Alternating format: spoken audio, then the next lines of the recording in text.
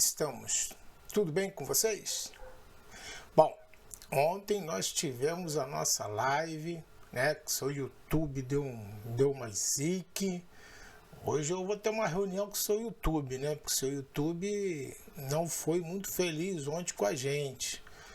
Tanto que o vídeo está sendo processado até agora, né?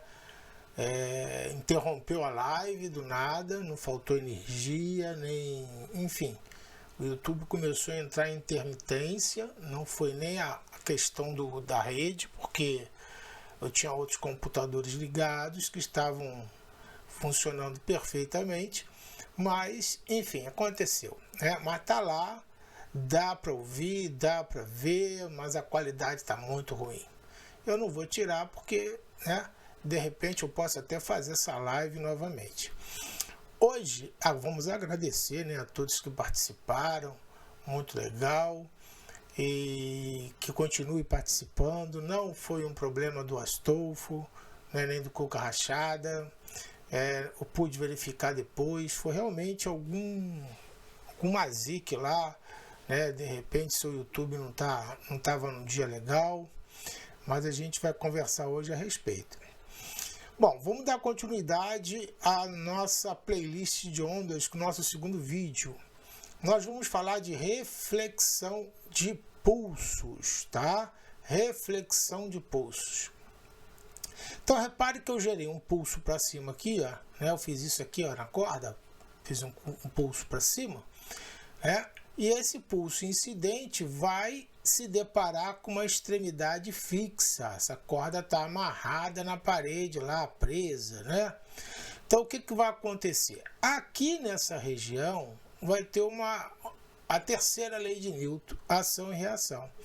Quando essa parte que está para cima chegar aqui, vai puxar a parede para cima, mas a parede não vai. Então a parede reage puxando a corda para baixo.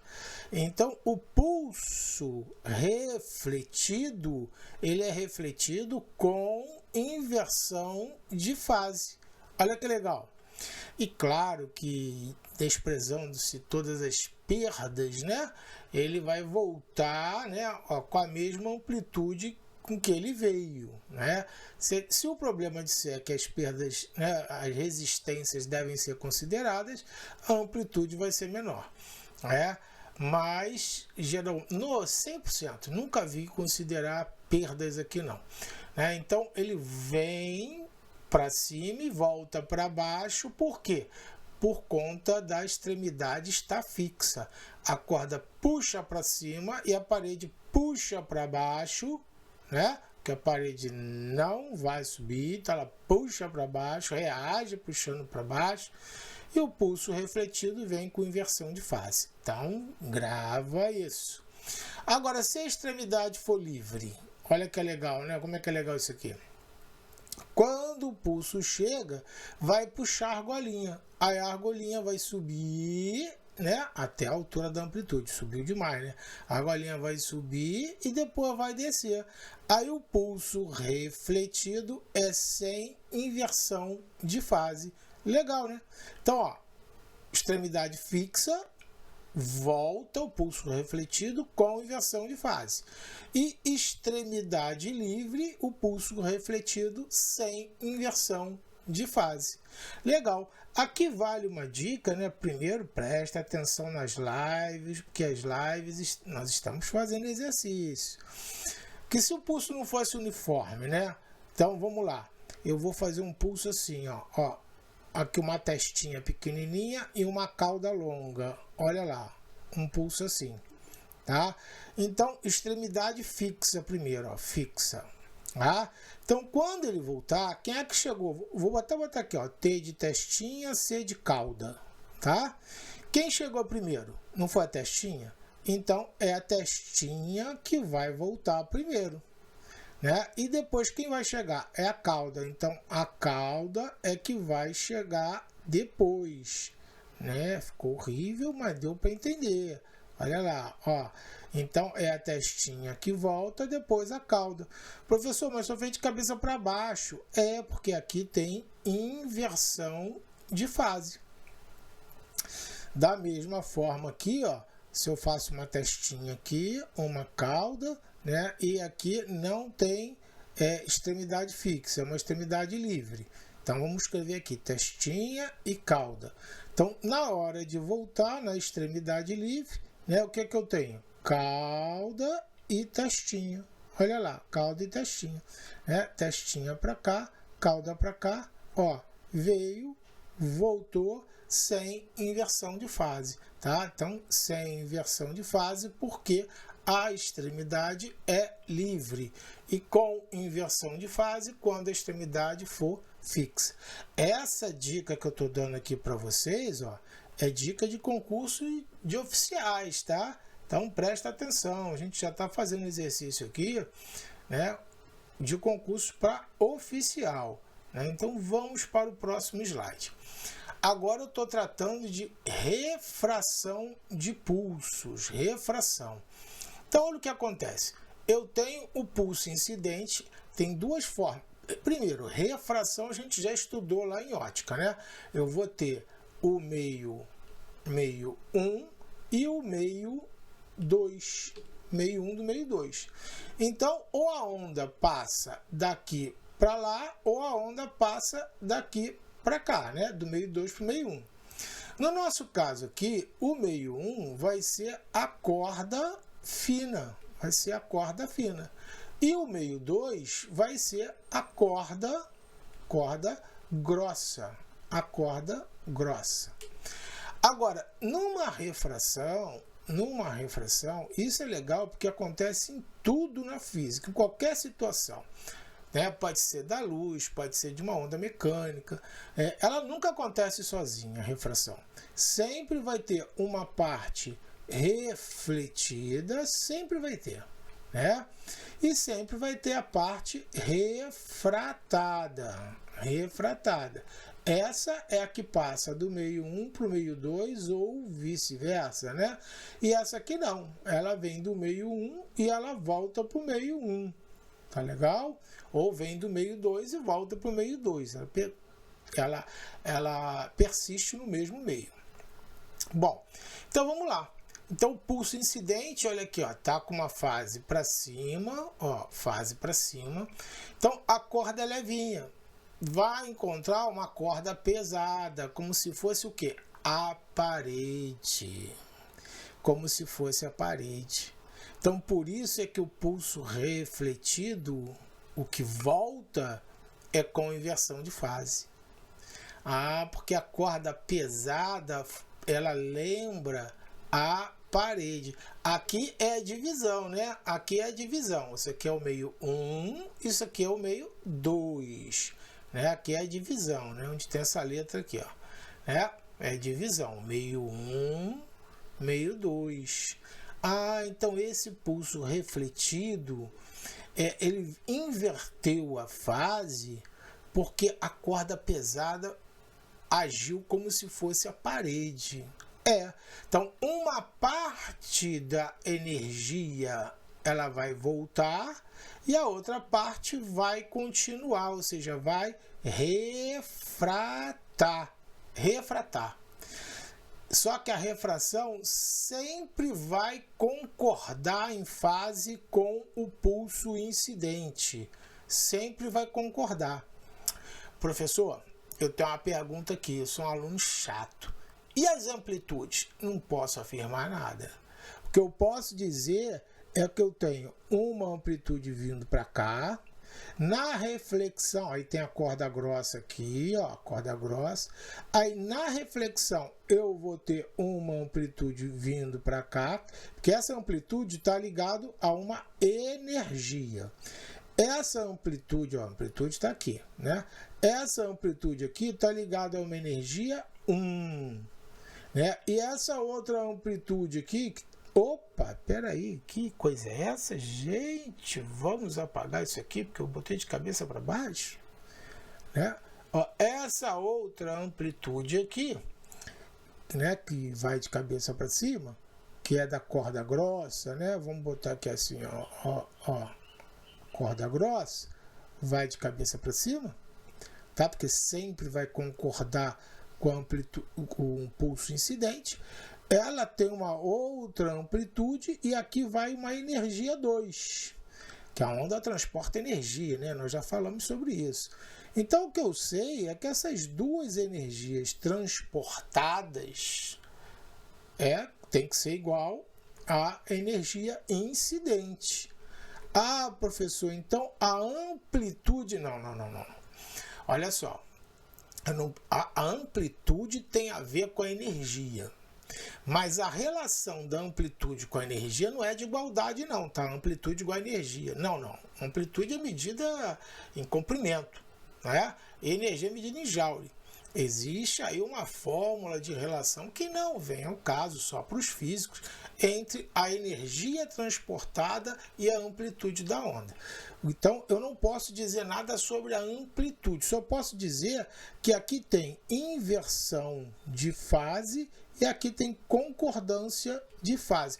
Nós estamos analisando esse caso aqui, tá? Porque eu estou escrevendo aqui do lado, mas eu ainda não vim para cá. Tá legal? Então, nesse caso aqui, a única coisa que eu posso garantir é que eu vou ter um pulso refletido com inversão de fase e um pulso refratado sempre sem inversão de fase. Por que sempre? Olha aqui do outro lado também, ó. O refratado é sempre sem inversão de fase, tá? Então, vamos apagar essa bagunça toda, né? E vamos lá.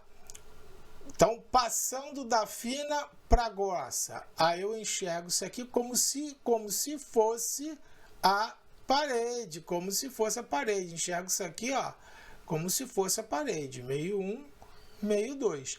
Então, o pulso refletido é com inversão e o refratado é sem inversão. Tá legal? E a única coisa que eu posso dizer é que a energia aqui é a soma das energias transportadas aqui, ó.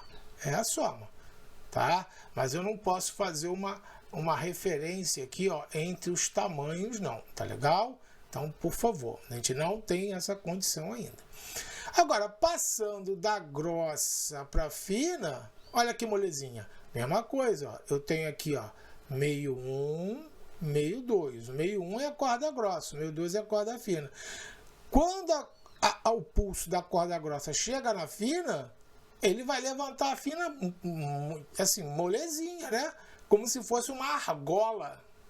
Aquele caso anterior da argola, né? Esse caso aqui, anterior da argola. Olha aqui, ó. Esse caso aqui. No primeiro caso, foi esse aqui, ó. Sentiu dificuldade de levantar a pesada e inverteu. E nesse aqui não. Ele não vai sentir dificuldade em levantar a pesada. Então ele vai levantar, a leve. Então ele vai levantar a leve numa boa e vai voltar. Então por isso que o pulso refletido é sem inversão de fase. E como eu falei, o refratado sempre vai ser sem inversão de fase. Sempre. Então, importante. Da fina para grossa, o refletido com inversão de fase. Da grossa para fina, o refletido sem inversão de fase. E o refratado, tanto nesse caso quanto nesse caso, sem inversão de fase. Beleza? Ok? Entendeu? Tô ouvindo que sim, hein? Beleza, show. Se entendeu, deixa um joinha no vídeo, tá legal? E agora, frente de onda. Isso é muito interessante, gente. No lugar de eu ficar desenhando, imagina se eu fosse desenhar assim, ó, uma onda, ó, tá feia, né? Mas essa onda não existe sozinha, né? Tem uma outra vizinha dela do lado aqui, ó.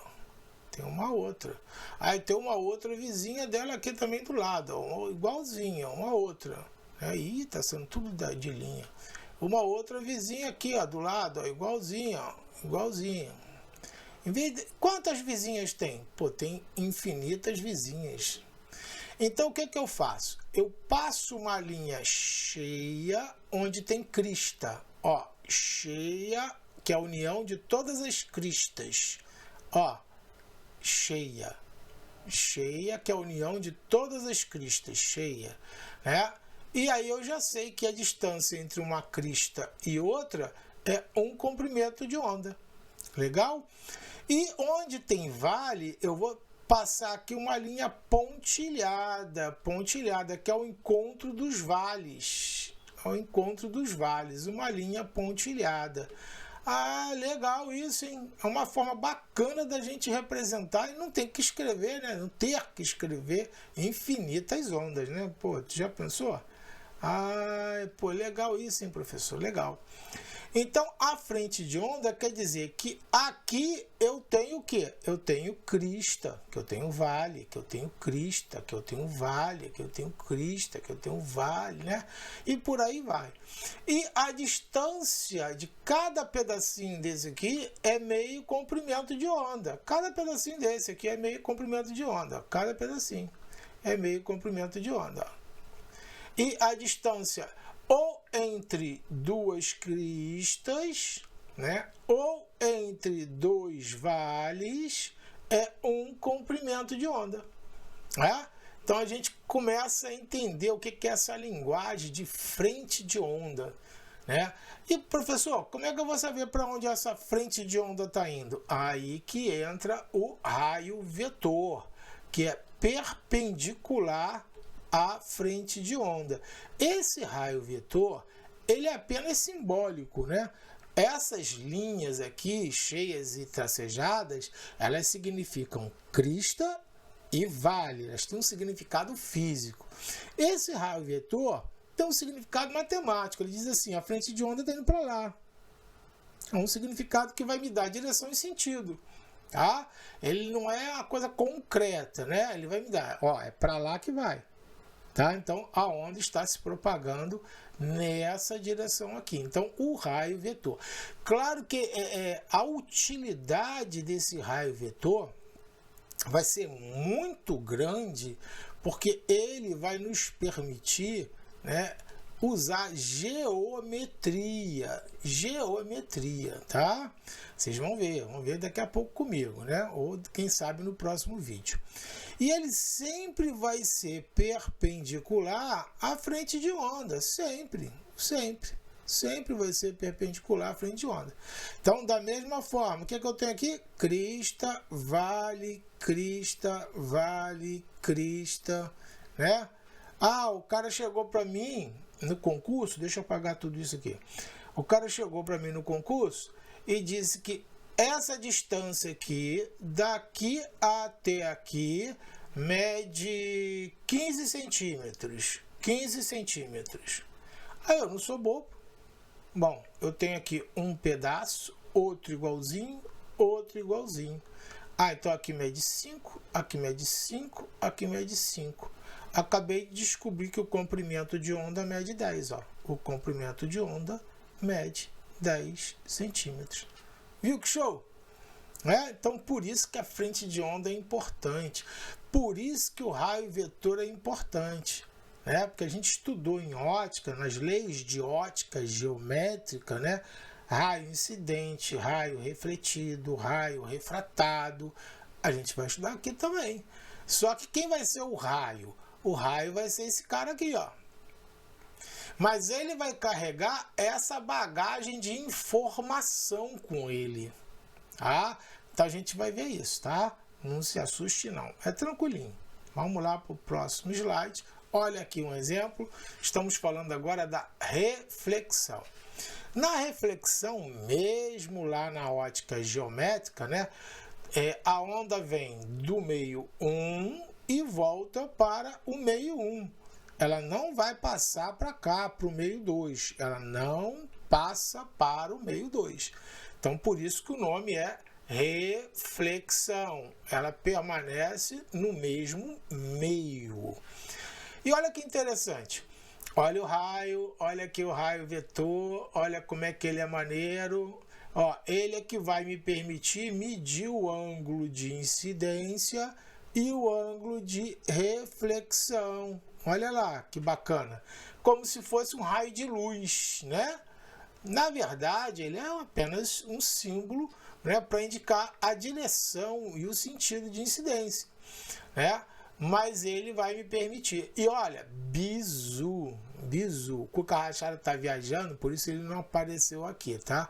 Mas ele pediu para falar. Professor, fala para eles que esse ângulo de incidência aqui é sempre esse ângulo aqui, ó. A frente de onda, ela vai fazer com a superfície, né? É esse ângulo aqui, ó. Esse ângulo aqui. Então, esse ângulo aqui é igual a esse. Poxa, mas é claro, né? Eu até falei com o Cuca Rachado. Cuca Rachado, você também já tá... Você estudou tanto que tua cuca rachou. Porque o meu aluno que está assistindo essa aula, ele vai saber. Porque esse ângulo aqui não é 90 graus? Então, aqui é 90 menos I. Esse ângulo aqui vai ser 90 menos I. Né? Menos I. Olha, já não tem 90 aqui? Porque o raio vetor faz 90 com a frente de onda. Então, esse ângulo aqui só pode ser I.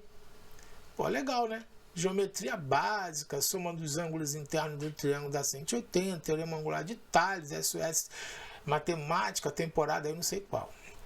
Bom, então, da mesma forma, o raio refletido aqui, ó, ele aparece aqui também. Porque às vezes no problema o cara dá esse ângulo aqui e você não sabe o que ele significa. Ele significa esse ângulo aqui, ó, o ângulo de reflexão. Professor, quer dizer que essa onda incidente, essa onda refletida, anormal, quer dizer que o ângulo de incidência vai ser igual ao ângulo de reflexão, como na ótica geométrica? Sim, sim, que esse raio aqui, vetor, né, incidente normal e o raio refletido pertencem ao mesmo plano? Sim, sim, sim, sim, sim. Legal. Mas, como eu disse, ele tem uma bagagem de informações extra, né? Repare que esse raio vetor, ele representa uma onda. Vamos apagar a bagunça? Vamos apagar a bagunça para a gente fazer nova bagunça.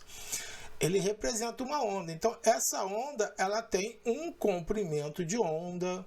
Ó, ela tem um comprimento de onda, ela tem uma velocidade e ela tem uma frequência. Lembra? V igual a lambda F. Isso no meio 1. Meio 1, meio 1, meio 1. E como ela volta, né? Ó, ela está no meio 1, ela não passa para o meio 2. Ela volta para o meio 1. Então, o comprimento de onda é o mesmo. Ó, vou botar 2 aqui, ó, né? Mas o V1 é igual a V2, o lambda 1 é igual a lambda 2 e o F1 é igual a F2. Nada muda na reflexão. Nada muda na reflexão. Muito legal. E além do fato do ângulo de incidência ser igual ao ângulo de reflexão. Que estamos estudando reflexão, não vou falar refração, né? Por favor. Então, repare que por isso que eu não escrevi, né, 1 e 2. Eu botei aqui, ó, V lambda F e meio 1, meio 1, né? Por quê? Porque conserva-se o meio e conserva-se também as grandezas físicas V, lambda e F. Tá ok? Então, na reflexão, nada muda. Nada muda. Bom, vamos agora estudar a refração. A refração já muda. Repara que eu tenho aqui, ó, o meio 1 e aqui, ó, o meio 2. Aqui o meu ângulo de incidência, ó, aqui a minha normal, aqui é a minha superfície de separação, e aqui é o ângulo de refração, né? O ângulo refratado, ó, ângulo, né? Aqui tem um raio refratado. Que raio é esse? Raio vetor. É um raio vetor que só diz a direção, né? Então, aqui é o ângulo de refração. Aqui é o ângulo de incidência. Ângulo de incidência. Então, professor, é igualzinha a refração que a gente estudou, né? A gente tinha normal, aí, normal, aí tinha o raio luminoso, o ângulo θ1, que era no meio, que tinha um índice de refração N1, né? E tinha um ângulo θ2, que tinha um índice de refração N2, que era o meio 2. Então, veja que a luz, lá era a luz, né? A luz passava do meio 1 para o meio 2. E aqui é a mesma coisa. Lembra que a gente falava assim, ó, quanto mais próximo, vamos voltar lá na ótica geométrica para lembrar, quanto mais próximo da normal, mais refringente é o meio. Quanto mais afastado da normal, ó, menos refringente é o meio. Aqui também é a mesma coisa. A formulinha de Snell-Descartes também vale para cá? Vale. Professor, o índice de refração tem a ver com a resistência que o meio oferece à onda mecânica? Sim, lá tem a ver com a resistência que oferece a passagem da luz. E aqui tem a ver com a resistência que oferece a passagem da onda mecânica. Show! Conceito maravilhoso. Professor, vou aprofundar. Lá também a gente definiu o índice de refração como C sobre V. Não, aqui não. Aqui não. Tá? Aqui a gente não pode definir C sobre V, porque lá a gente estava falando da velocidade da luz no vácuo e da luz no meio. Né? E aqui a gente está falando em meios materiais. A gente não está falando em vácuo, a gente está estudando onda mecânica. Aqui não pode ter vácuo. Ah, mas professor, eu posso comparar um meio com o outro, não sendo vácuo. Sim, o índice de refração relativo, você pode, que dá V2 sobre V1. Então, ó, N1 sobre N2 é igual a V2 sobre V1. Mas essa fórmula aqui, não. Tá? Cuidado, porque aqui não tem velocidade da luz no vácuo. Tá? Então, essa fórmula aqui é perfeitamente válida. Perfeitamente válida. Tá? Tanto que a gente vai usar aqui, ó. Olha aqui, ó. A gente vai usar aqui. Pô, as mesmas fórmulas de refração lá de ótica geométrica? Sim, as mesmas fórmulas de refração. E se você lembrar, eu te dei um spoiler. Lá em ótica geométrica. Eu falei assim, ó, presta atenção que nós temos essa fórmula N1 sobre N2, que é igual a V2 sobre V1, né, que é igual a seno de θ2 sobre seno de θ1, né? E quando nós estivermos lá em ondas, nós vamos estudar que V é lambda F. V é lambda F, tá? E vamos voltar para cá?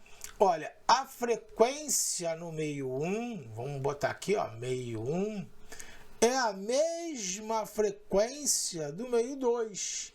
Porque essa frequência, ela é a mesma, porque repara que essa onda plana é como se eu tivesse lá atrás, no meio 1, uma reguinha assim, ó, tonque, tonque, batendo na água, assim, ó, tonque, tonque, tonque, tonque, tonque. Então, essa frequência que está aqui, ela só depende daquela reguinha, tonque, tonque, tonque. Tá mudando a frequência lá? Não. Ah, mas mudou de direção aqui? Mudou. Lembra? Ah, mas se a incidência for perpendicular? Não muda de direção. Tudo que vale para lá, né, vale para cá, com aquela ressalva de que aqui a gente está trabalhando com ondas mecânicas. Tá? Então, aí, como a frequência é a mesma e V é lambda F, então eu posso escrever, ó, V2 seria lambda 2 vezes F e V1 lambda 1 vezes F, porque a frequência não muda. A frequência não muda. Então, eu te dei esse spoiler lá na ótica geométrica. Eu falei assim, vou até apagar, né? Porque isso aqui vai aparecer, esse pedaço aqui, até não botei aqui, que eu fiquei de mostrar aqui para vocês, esse pedaço que entra nesse, eu chamei de carrossel de fórmula, né? Ó, que entra aqui no nosso carrossel de fórmula, ele entra aqui por conta da ótica não, por conta de ondas, né? A gente vai poder até aplicar isso à luz quando a gente dá onda luminosa, né? Então aí a gente vai poder aplicar também, ver que muda o comprimento de onda da luz e a frequência permanece a mesma, tá legal? Show de bola. Então eu tenho que gravar na refração, ó, a velocidade muda, deixa eu escrever aqui, o lambda muda, né? A direção, aí eu vou botar entre aspas, a direção muda. Por que eu botei entre aspas? Porque se a incidência for perpendicular, a gente sabe que a direção não muda, tá? É o único caso que não muda, tá? Mas a gente tem que ter em mente que isso aqui vai mudar, entre aspas também, por conta da direção. Agora, o que é que não muda? A frequência não muda. Como eu falei, a frequência depende da fonte que está gerando essa onda, que não tem nada a ver com o comportamento dela depois. Se ela vai mudar do meio 1 para o meio 2, para o meio 3, para o meio 4, para o meio 5, a fonte continua lá, ó, com a reguinha na água lá, ó, batendo, tá legal? Então, quer dizer, a frequência, ela não muda. Vai mudar se eu regular lá a fonte dela. Agora ela está batendo mais rápido, agora está batendo mais devagar, né? Mas aí é outro caso. Nós estamos trabalhando aqui com uma fonte gerando essa onda. Então, essa fonte tem uma frequência constante. Tá legal? Então, olha, anota esse carrossel aí, que é muito show. E agora que a gente tem esse carrossel, vamos apagar, porque tá muita bagunça. Eu vou escrever ele aqui, ó, o lambda 2 sobre o lambda 1, e vamos fazer aquela análise, lembra? Olha, aquela análise super legal. Repare aqui que eu tenho θ1, né? Se seguisse retinho, ia fazer isso aqui, seguiu retinho. Mas o que ele fez? Se aproximou da normal. Ah, então eu já sei que o N2 é maior que o N1. O meio 2 é mais refringente que o meio 1. Legal, então eu vou escrever aqui, ó, N2 é maior que N1. Por que isso, professor? Porque eles são inversamente proporcionais, né? Olha aqui, ó. Se o N2 ele é maior que o N1, é porque o θ2 é menor. Então, eu vou escrever aqui, ó, θ2 ele é menor que θ1. Isso nós tínhamos falado lá na ótica geométrica, né? Quanto mais próximo da normal, ou seja, quanto menor for o ângulo, maior vai ser o índice de refração, né? Nós tínhamos falado isso, então apenas uma repetição. Agora, também falamos que quanto maior for o índice de refração, menor vai ser a velocidade, Pode voltar lá na ótica geométrica, você vai ver que é a mesma análise, menor a velocidade. Por quê? Porque se o meio é mais refringente, ele oferece mais resistência, então a velocidade diminui. Isso é óbvio, é fácil da gente entender.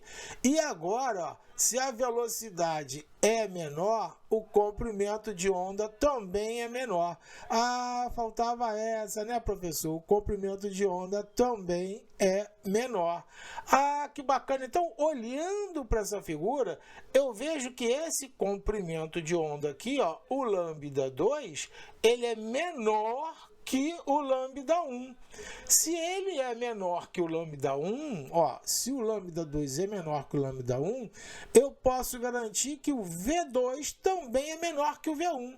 Se a onda é mais devagar lá, é porque o meio é mais refringente. Se o meio é mais refringente, o raio se aproxima da normal e o ângulo fica menor. Caraca, professor, quanta coisa! Sendo que isso aqui é uma revisão de ótica geométrica. A gente só acrescentou isso. Ah, então olhando para os comprimentos de onda, agora Também, professor, eu lembro que o senhor falava que olhando para o ângulo, a gente já tinha a condição de saber se o meio era mais refringente ou menos refringente, se a velocidade aumentava, diminuía. Sim, mas agora olhando para o comprimento de onda, você já sabe, o comprimento de onda não está menor em 2? Está. Então V2 é menor que V1. Se a velocidade diminuiu, é porque ele é mais refringente. Ele oferece uma maior resistência. Se a velocidade diminuiu, então ele se aproximou da normal. Então θ2 é menor que θ1. Se aproximou da normal. Então esse ângulo aqui é menor que esse ângulo aqui, né? Então, olha que show essa interpretação. E para a gente fechar esse slide com chave de ouro, o que seria, né? Olhando para a figura do lado aqui agora, eu já sei, esse meio aqui, ele chamou de 2. Então, já sei que o meio 2, vamos analisar? O lambda 2 é menor que o lambda 1. É nítido da gente ver, compara aqui, o lambda 2 é menor. Então, o V2 ele é menor que o V1. A velocidade em 2 é menor, porque o meio 2 é mais refringente. Então, ele oferece maior resistência, ele vai frear a água, né? Se for um caso na água, né? Então, o que eu tenho aqui? Então, eu tenho que N2 é maior que N1. Beleza. Então, eu tenho que o θ2, olha só, N2 é maior, é o meio mais refringente. Então, se é o meio mais refringente, o raio se aproxima da normal. θ2 é menor que θ1. Legal. Agora, essa análise toda está certa, mas o que representa meio 2 aqui? Olha o que é. Água rasa. Então, o que representa meio 1 aqui? Água profunda. Que legal. Então, isso aqui é o mar, né? É o mar. A areia da praia, aí começa assim, aí começa assim, começa assim e vai, né? Então, aqui na próxima areia da praia, né, cara? O que você tem? Você tem aquelas ondas, né, cara, que chegam até você, aquelas ondas que chegam até você, mas quando se afasta, que você vai para a parte mais funda, né? Aí aqui o comprimento de onda é pequenininho, comprimento de onda. Eu não estou falando de amplitude não, tá? Não é a altura da onda não, é a distância entre uma onda e outra. Tá legal? Quando chega na parte mais funda, esse comprimento de onda, ele vai crescendo. Ele vai crescendo. Então, por isso, é que aqui na beira da praia, esse comprimento de onda, como ele é pequenininho, que você está vendo aqui, parte rasa é aqui, a parte funda é aqui. Então aqui, professor, o meio 1 e o meio 2 não precisam ser substâncias diferentes. Eu falei, não, tá vendo? Parte rasa, parte funda. Olha que legal. Bom, então o que acontece? Na parte funda eu tenho comprimentos de onda gigantesco. Claro que se eu colocar um navio aqui, essas ondinhas que vão chegar aqui não vão fazer muito efeito no navio não, elas vão só balançar o navio. Mas em alto mar, como o comprimento de onda vai ser grande, então esse navio, ele vai inclinar, esse navio, perdão, ele vai inclinar. Então, em alto mar, mar aberto, longe da beira da praia, onde só vê água para todos os lados, o navio ele vai fazer isso, ó o navio, Então, cara, o enjoo, né?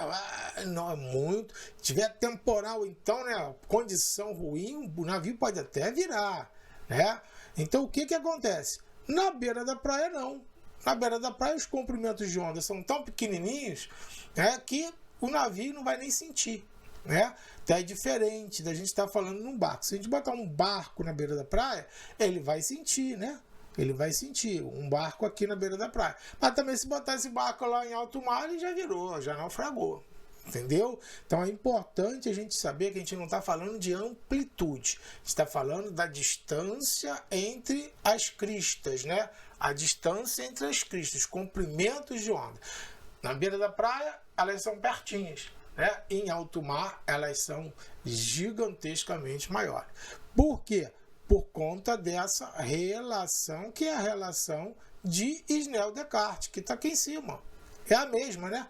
Eu só passei aqui, ó, N1, passei o N2 para cá e o seno de θ1 para cá. E depois usei aquela relação do índice de refração relativo e depois usei o V igual a lambda F. V igual a lambda F para escrever isso aqui conforme eu mostrei no slide anterior, né? Então, vamos apagar e vamos para o próximo. Princípio de Huygens. Princípio de Huygens é o seguinte, amigos.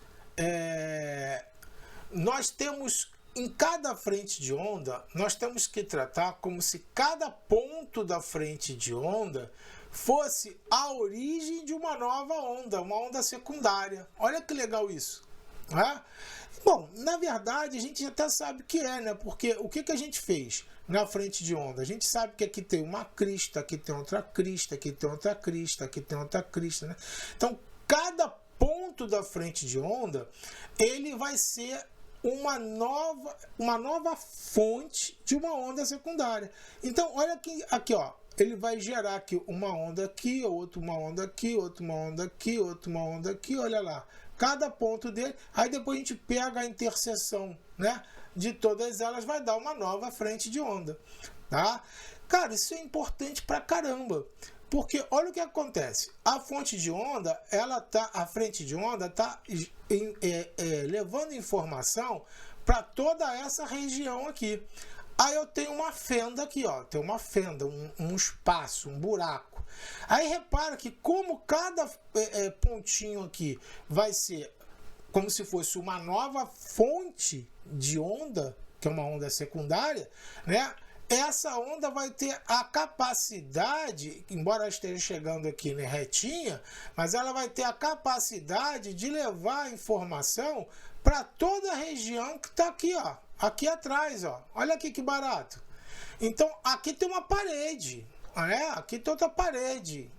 Mas, por exemplo, se você falar aqui, quem estiver aqui desse lado não vai ouvir você? Vai ouvir você, né? Por quê? Porque a onda contornou a fenda, o obstáculo, né? Que está aqui, olha aqui o obstáculo. Ela contornou o obstáculo. Então, o nome disso está aqui escrito, né? É a difração.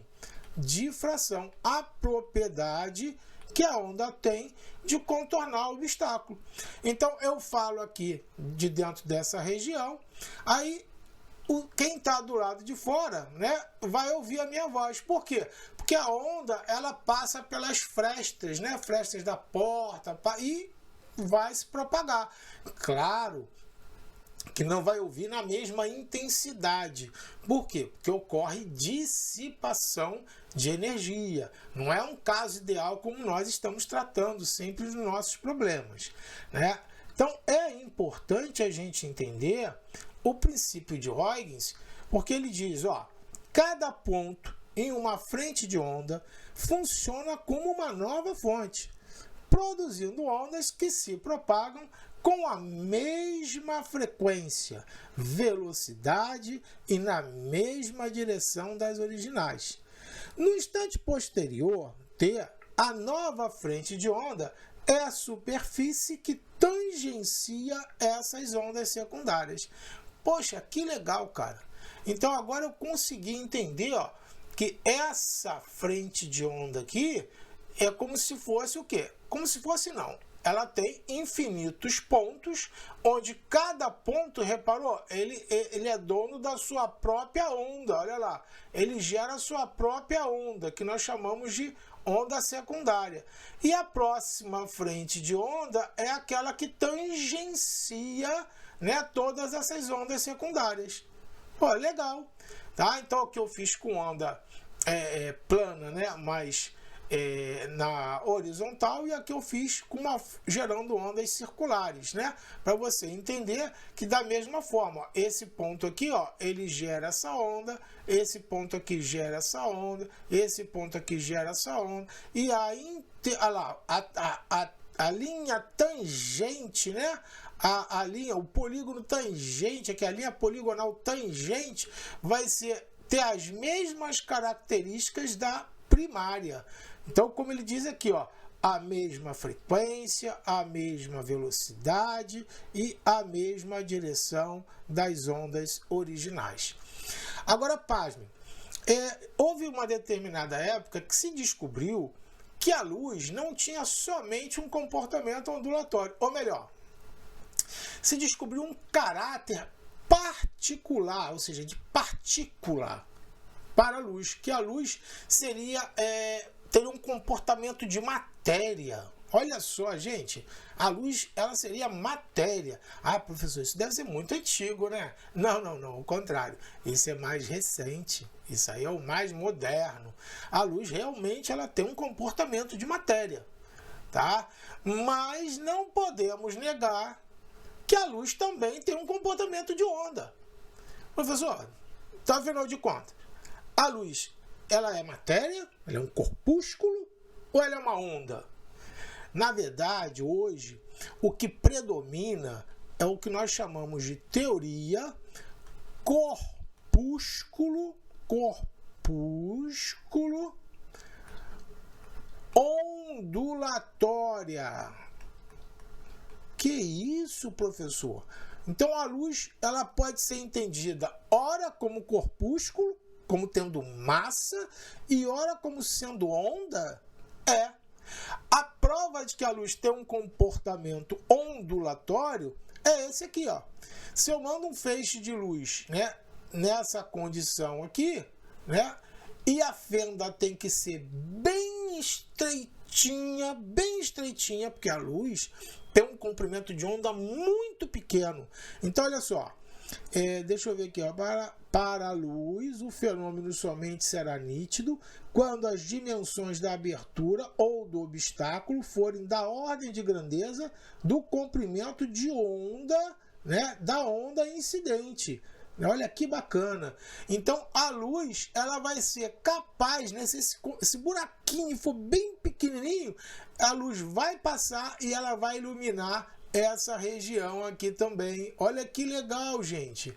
Que legal. Então, isso aí é que deixou, né, os cientistas doidos. Pô, quer dizer, quem é que faz isso? É onda. Como é que é o nome disso? Difração. A luz difrata? Difrata. Então, a luz é onda? É onda.